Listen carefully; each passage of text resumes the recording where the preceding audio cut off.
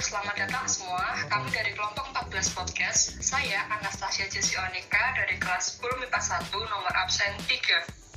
Saya Maura Intan Gultom dari kelas 10 MIPA 2 nomor absen 27. Saya Yelita Megasari dari kelas 10 IPS 2 nomor absen 23. Saya Jeremiel Spritu Klasiko dari kelas 10 Bahasa dan Budaya nomor absen 10. Jadi, pada podcast kami yang perdana ini, kami akan membahas tentang generasi milenial sebagai agen perubahan. Dengan situasi zaman ini yang banyak sekali sampah-sampah yang dihasilkan dari kehidupan kita sehari-hari, terutama sampah plastik dan kertas, hal ini menjadikan tantangan generasi milenial untuk tetap mempertahankan bumi supaya tetap terjaga dengan baik. Generasi milenial yang kreatif dan mampu menciptakan inovasi juga pastinya harus bisa dong memilah sampah yang bisa didaur ulang dan tidak. Oke, gimana nih pendapat kalian tentang lingkungan yang ada di sekitar rumah kalian? Ini di rumah aku kan di pinggir jalan besar. Setiap hari ada kendaraan bermotor yang lewat. Tidak pernah berhenti kecuali pada waktu tengah malam. Kalau pas jogging di pagi hari, perasaanku udaranya tidak segar, sehingga malah membuatku menjadi kurang nyaman. Apakah ini juga termasuk polusi? Iya, hal itu merupakan salah satu penyebab polusi udara karena manusia. Penyebab polusi udara terbesar saat ini adalah dari hasil emisi kendaraan bermotor yang sekitar lebih dari 70%. Kendaraan bermotor mengeluarkan zat-zat berbahaya yang dapat menimbulkan dampak negatif terhadap kesehatan manusia maupun terhadap lingkungan. Zat berbahaya tersebut seperti suspended particulate matter yang mengganggu penglihatan dan menyebabkan reaksi kimia di udara, oksigen nitrogen atau NOx yang merupakan reaksi pencemaran udara, hidrokarbon atau HC yang menimbulkan pemanasan global, dan karbon monoksida atau CO yang mengakibatkan gangguan pernapasan. Juga ada asap pabrik yang menghasilkan asap beracun, pembangkit listrik dengan bahan bakar batu bara sehingga menghasilkan partikel oksida, sulfur atau SO2, yang menurunkan fungsi paru-paru dan nitrogen oksida atau NO2 yang dapat merugikan semua makhluk hidup. Ya, benar sekali penjelasannya. Kita sebagai generasi milenial harus juga bisa untuk melakukan penelitian sosial. Penelitian sosial adalah penelitian di dalam bidang sosial untuk memecahkan masalah sosial menggunakan ilmu sosial melalui proses, tujuan, dan juga metode khas ilmu sosial. Nah, setiap bertambahnya tahun, maka polusi udara akan semakin meningkat. Berkaitan dengan adanya polusi udara, kita bisa untuk meneliti apa penyebab dari masalah ini. Untuk masalah penyebabnya kan sudah dijelasin tadi ya. Jadi kita nggak usah ulangi lagi.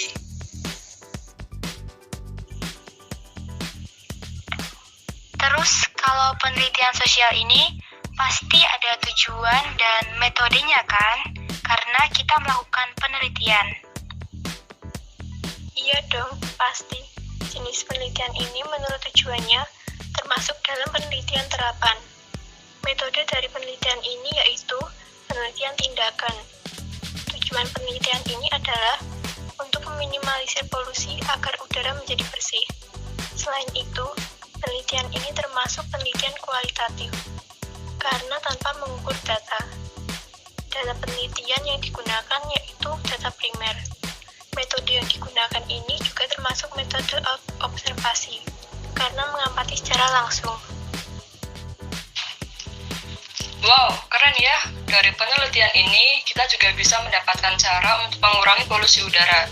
Caranya adalah menggunakan sepeda jika pergian dengan jarak dekat, hindari pembakaran sampah plastik, memperbanyak penanam tanaman, membuat kerajinan dari barang bekas, mengurangi penggunaan insektida, dan menggunakan peralatan elektronik yang hemat energi.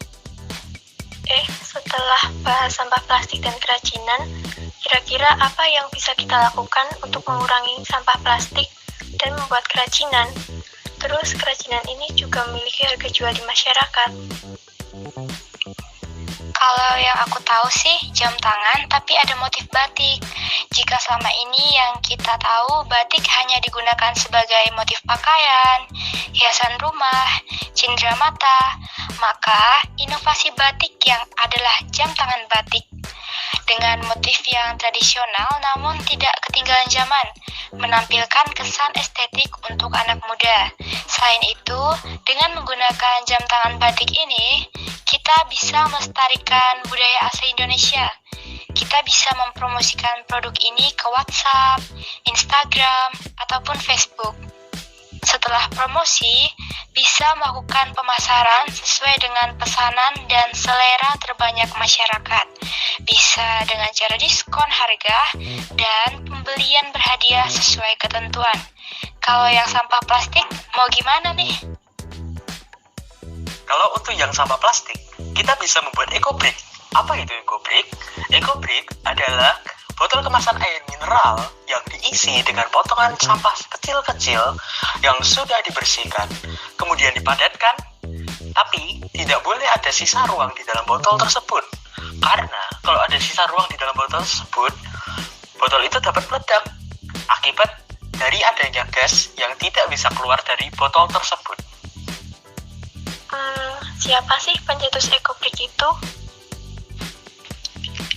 Russell Meyer is a Canadian man, has high concern for some developing countries in Southeast Asia. Together with his wife, Annie Himawati from Bandung, she provided education about waste management and introduced an eco-brick method to many countries. Eco-brick is a plastic bottle bag type with used plastic to make a reusable building block. Russell Meyer had been an eco-brick warrior for 3 years. His experience in the Philippines became a turning point in his life to seriously seek countermeasure against plastic waste. According to Meyer, burning trash is not the best solution. He has lived for a long time in the Philippines and began to approach school and to talk them to make eco-brick from plastic waste, even though he domesticated in Bali. Meyer is active in spreading the goodness of an eco-brick method to various regions, especially in Java. The most positive response was found in the city of Yogyakarta. The achievement that Russell Meyer has achieved is in Yogyakarta. An eco-brick method was introduced last March by collaborating with 405 waste banks. To date, about 6,000 eco-brick have been made. In this way, it is hoped that the city of Kudus can be free from plastic waste. In addition to reducing the quantity of plastic waste thrown into landfills, the eco-brick method is also able to reduce the amount of carbon dioxide released into the environment. If you are a generation that claims to care about the environment, it is better if you try an eco-brick method. This method is seen as an effort to deal with plastic waste so that it can be used in other forms. Maybe an eco-brick is not very familiar yet, but this method makes the environment transform better. Keren ya, ternyata dari satu orang bisa menggugah banyak orang untuk peduli dengan botol plastik yang kita anggap sepele. Kabar apaan sih yang lagi ramai dibahas? Itu loh, sempat ada terorisme di sana. Terorisme kan ancaman di dalam bidang pertahanan dan juga keamanan. Juga bisa disebabkan karena adanya stratifikasi sosial. Terorisme adalah serangan-serangan yang terkoordinasi yang memiliki tujuan untuk membangkitkan perasaan takut kepada masyarakat. Berbeda dengan perang, aksi terorisme tidak tunduk pada tata cara peperangan seperti waktu pelaksanaan yang selalu tiba-tiba dan target korban jiwa yang acak, serta seringkali merupakan warga sipil. Kalau stratifikasi sosial gimana nih?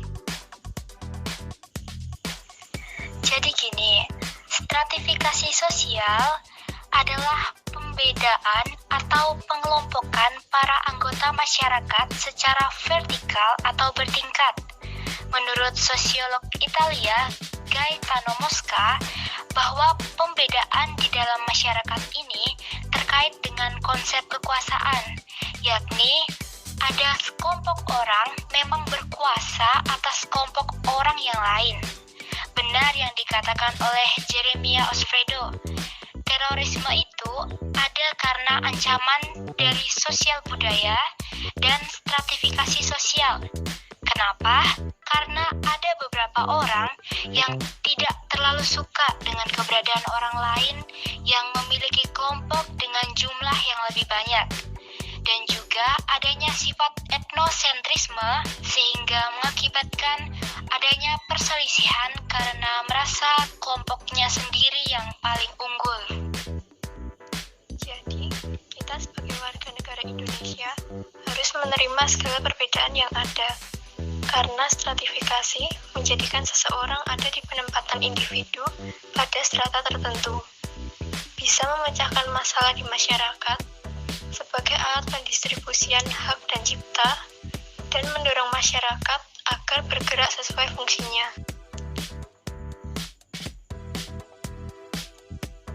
Sip deh kalau begitu.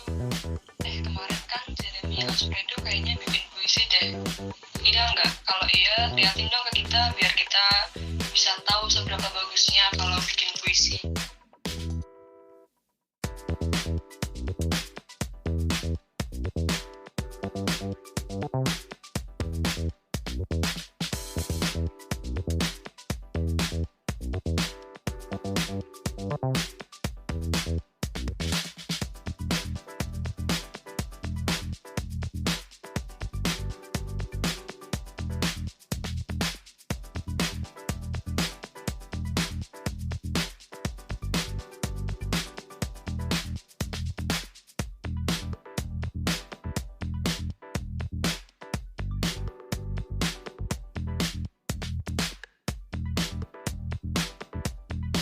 Ya, benar. Pendidikan memang dipandang sebagai jalan untuk mencapai kedudukan yang lebih baik lagi di dalam masyarakat. Makin tinggi pendidikan yang diperoleh, maka makin besar pula harapan untuk naik status dalam tangga sosialnya. Contohnya, seseorang yang memiliki tingkat ekonomi yang lebih baik mampu untuk menyekolahkan anaknya sampai kepada jenjang yang paling tinggi daripada orang yang memiliki tingkat ekonomi yang lebih rendah darinya. Jadi, janganlah malas untuk literasi dan juga belajar ya. Ngomong-ngomong tentang buku, Gautam, buku apa yang barusan selesai kamu baca? Iya nih, aku lagi suka sama penulis yang namanya Pramoedya Anantatur. Aku habis selesai baca buku, judulnya Bumi Manusia. Kemarin di toko buku, yang paling menarik perhatianku ya buku itu. Oh, itu ceritanya gimana? Ya, jadi singkatnya, Bumi Manusia bercerita tentang laki-laki pribumi bernama Minke. Dia sangat berani untuk melawan ketidakadilan yang ada pada zaman itu. Juga sangat pandai menulis sampai banyak orang terkagum dan dimuat ke beberapa majalah Belanda, serta kemampuan berbahasa Belanda dengan sangat baik. Setelah pertama kali bertemu dengan blasteran Indonesia Belanda yang bernama Annelies Melema, gadis cantik yang merupakan anak dari Nyai Ontosuro. Nah, terdapat tantangan yang harus dilewati oleh Minke, namun tak membuatnya menyerah. Akhirnya, Minke dan Annelies menikah secara Islam. Wih, keren. Terus, menurut pendapatmu bagaimana? Kepo nih aku. Kalau buat aku, bukunya bagus kok buat remaja dan mahasiswa. Yang aku suka dari Minke karena dia merupakan orang yang berani untuk keluar dari zona aman. Sosok pemuda yang tidak menyerah walau ada tantangan, membuat semuanya yang dianggap tidak mungkin menjadi mungkin. Lalu aku juga tertarik dengan Nyai Ontosuro karena memiliki kepribadian dan tutur kata yang baik. Sayangnya sih masih ada beberapa bahasa yang cukup tinggi, jadinya aku masih belum paham.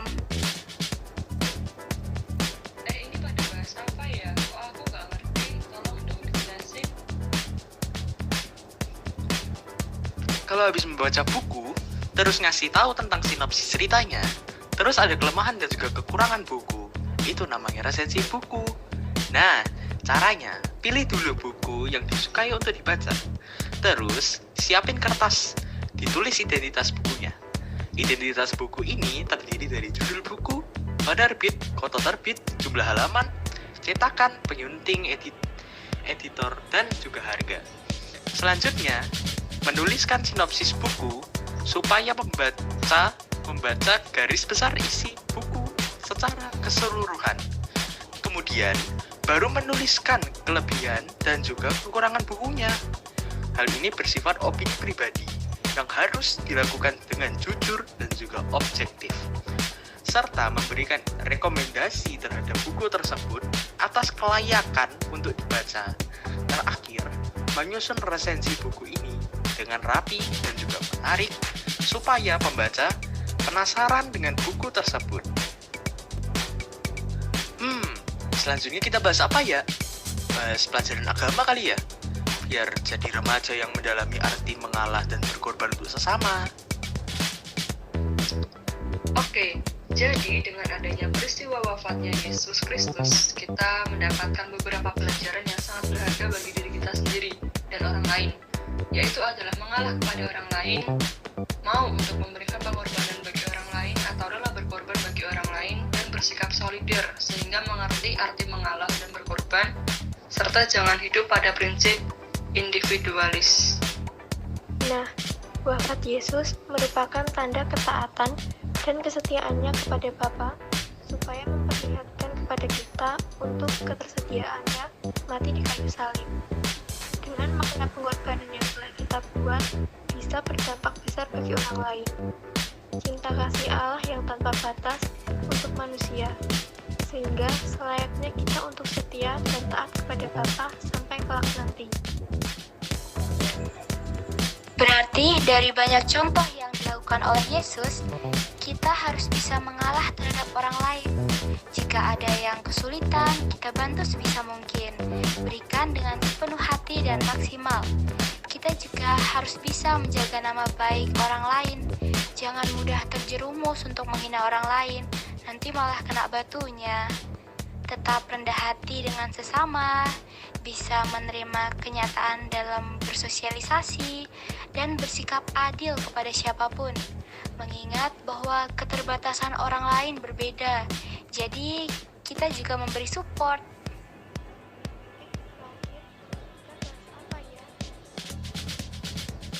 Terakhir, kita bahas apa ya? Bahas mata aja yuk, kemarin pelajaran di sekolah apa ya materinya?